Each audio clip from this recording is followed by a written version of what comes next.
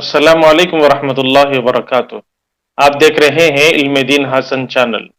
لا تحزن کی نویں سیریز ہے، تو آئیے آپ کے سامنے قضاء اور قدر کے بارے میں کچھ وضاحتیں کی جائیں گی۔ آج کا عنوان ہے تقدیر۔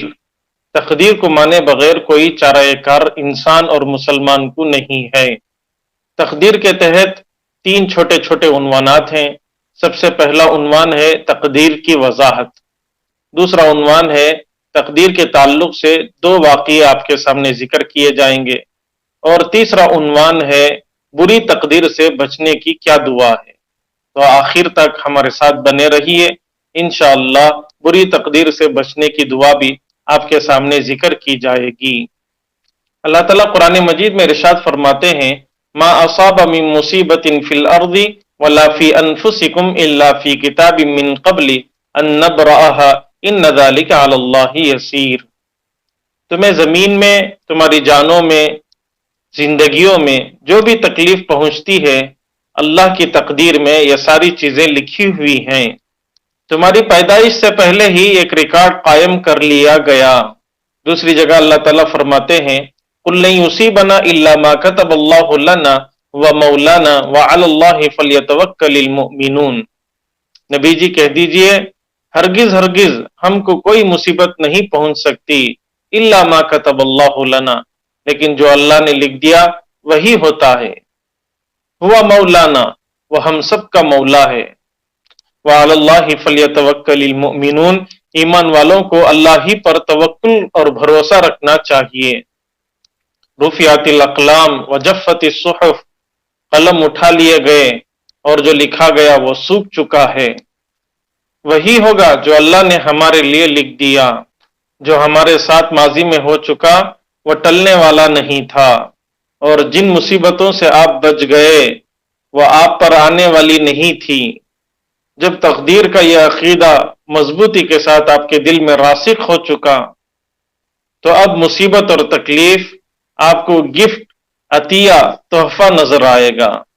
کوئی آپ کا ہر دل عزیز انتقال کر جائے، مالی نقصان ہو جائے، یا گھر گر گیا، یا کسی کے قبضے میں چلا گیا، یہ ساری چیزیں، یہ ساری مصیبتیں آپ کو معمولی نظر آئیں گی، کیونکہ یہ آپ کے مقدر میں نہیں تھے۔ وہ خدا جو دیتا بھی ہے، لیتا بھی ہے، نوازتا بھی ہے، چھینتا بھی ہے۔ اللہ قرآن مجید میں ارشاد فرماتے ہیں، ما یفتح اللہ للناس من رحمت فلا ممسک لها وما یمسک فلا مرسل له من بعد۔ جسے اللہ دے دے اس سے چھیننے والا کوئی نہیں، جس سے اللہ تعالیٰ چھین لے اسے کوئی دینے والا نہیں۔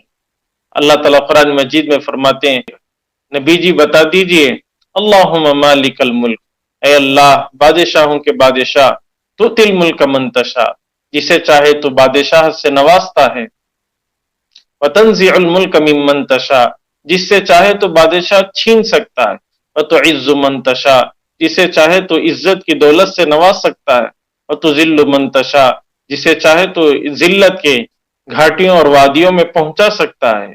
بیدک الخیر، سارا کا سارا خیر تیرے ہی قبضے قدرت میں، انک علی کل شیء قدیر، یقیناً آپ ہر چیز پر قادر مطلق ہیں۔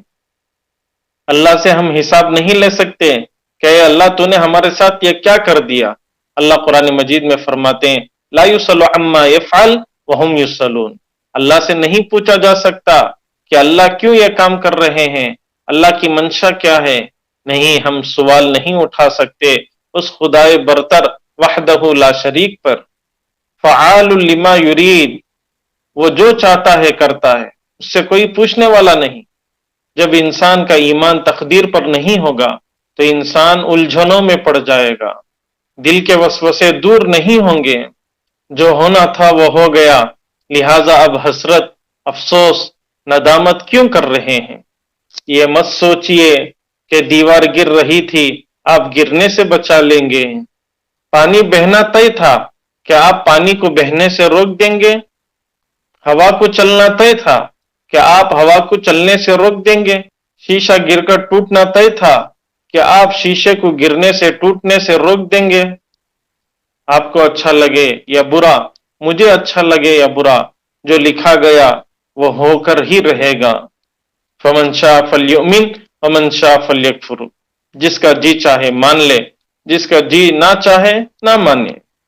ناراضگی، افسردگی، چیخ و پکار، اللہ پر الزام تراشی، قضا اور قدر کو نہ ماننا، تقدیر کا انکار کر دینا، یہ کہہ دینا کہ اللہ کو میرا ہی بچہ ملا تھا دنیا سے لے لینے کے لیے، اللہ کو میرا ہی مال ملا تھا، اللہ کو میرے ہی خاندان والے ملے تھے، اللہ کو میرا ہی بزنس ملا تھا نقصان کرنے کے لیے۔ ان ساری چیزوں کے بجائے اللہ کے سامنے سر تسلیم خم کر دیجئے، پھر دیکھیے ندامت آپ کے قریب بھی نہیں آئے گی۔ آپ نے کوششیں کی، آپ نے پلاننگیں کی، لیکن پھر بھی جو کام آپ سے نہیں ہو سکا، یہ سوچ لیجئے کہ وہ آپ کے مقدر کا نہیں تھا، اور اپنے زبان سے یہ کہیے کہ یہی مقدر میں لکھا ہوا تھا۔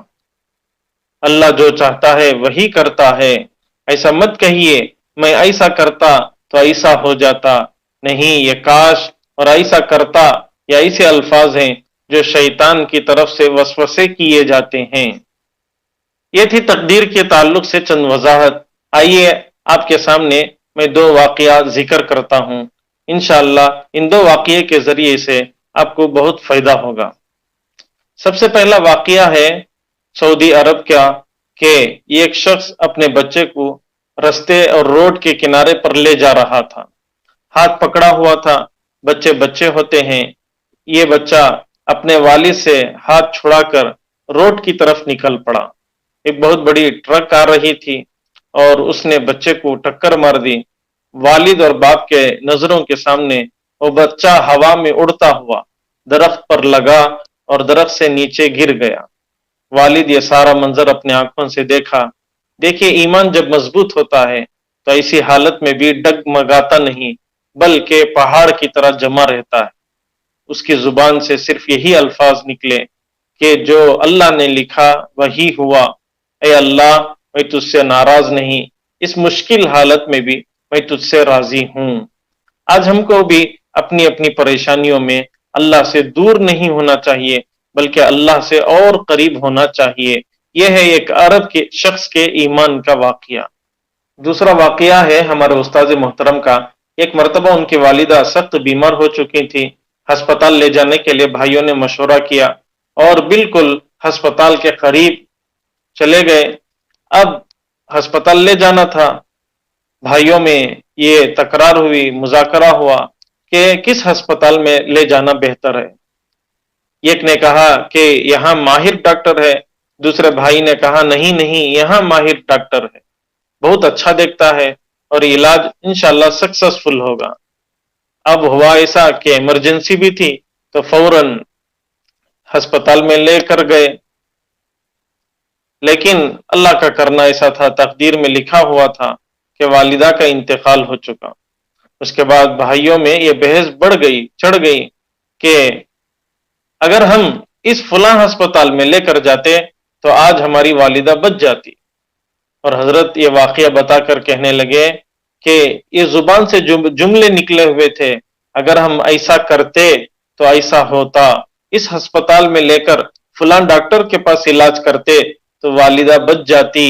تو یہ الفاظ شیطان کی طرف سے ہوتے ہیں کہ کس طریقے سے وہ ایک مسلمان پر اور مسلمان کے ایمان پر حملہ کرنے کی کوشش کرتا ہے۔ تقدیر کے تحت ایک پہلا عنوان تھا تقدیر کی وضاحت، دوسرا عنوان تھا دو واقعات آپ کے سامنے ذکر کیے گئے، اور تیسرا عنوان ہے کہ بری تقدیر سے بچنے کی کیا دعا ہے۔ تو اللہ کے نبی صلی اللہ علیہ وسلم کی بہت ہی قیمتی دعا ہے۔ جو بھی ناظرین سن رہے ہیں، دیکھ رہے ہیں، میں ان سے گزارش کروں گا اس دعا کو یاد کر لیں اور اس دعا کو پڑھتے رہیں۔ چار چیزیں اللہ کے نبی صلی اللہ علیہ وسلم نے اس دعا میں ذکر کی۔ اللہم انی اعوذ بک من جہد البلاء ودرک الشقاء وسوء القضاء وشماتۃ الاعداء۔ پہلی چیز ہے اللہم انی اعوذ بک من جہد البلاء، اے اللہ میں تجھ سے بڑی اور سخت مصیبت اور آفت بلا سے تیری پناہ چاہتا ہوں، یعنی اے اللہ میں تیرا بندہ ہوں، بڑی سخت مصیبت میں مجھے مبتلا نہ فرما۔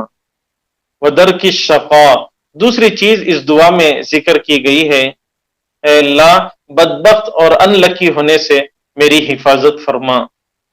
تیسری چیز وسوء القضاء، اے اللہ بری تقدیر سے میری حفاظت فرما۔ مجھے اور آپ کو پتہ نہیں کہ ہماری تقدیر میں کیا لکھا ہوا ہے، اللہ بہتر جانتے ہیں، دعاؤں سے تقدیر بھی بدل جاتی ہے۔ چوتھی چیز ہے وشماتۃ الاعداء، اے اللہ مجھے اپنی لائف میں، اپنی زندگی میں دشمنوں کے ہنس لینے سے بچا لیجیے۔ تو عزیزوں، یہ چار چیزیں اس دعا میں بڑی قیمتی ہیں، مانگتے رہیں اللہ تعالیٰ سے کہ اللہ بڑی بڑی مصیبتوں سے ہم سب کی حفاظت فرمائے، بدبختی سے اللہ ہم سب کی حفاظت فرمائے، بد نصیبی سے اللہ ہم سب کی حفاظت فرمائے، بری تقدیر سے اللہ ہم سب کی حفاظت فرمائے۔ وشماتۃ الاعداء، چوتھی چیز ہے دشمنوں کے ہم پر ہنس لینے سے اللہ حفاظت فرمائے۔ آخر میں ایک گزارش کروں گا، اللہ سے میں دعا کروں گا، اے اللہ جو ہمارے مقدر میں نہیں لکھا ہوا ہے اس کے پیچھے پڑ کر اپنی زندگی کو ضائع کرنے سے حفاظت فرما۔ اے اللہ جن چیزوں کو تو نے ہمارے مقدر میں لکھ دیا ہے آسانی کے ساتھ ان چیزوں کے حصول کی توفیق نصیب فرما۔ بس انہی چند باتوں پر اپنی بات ختم کرتا ہوں۔ وآخر دعوانا ان الحمد للہ رب العالمین۔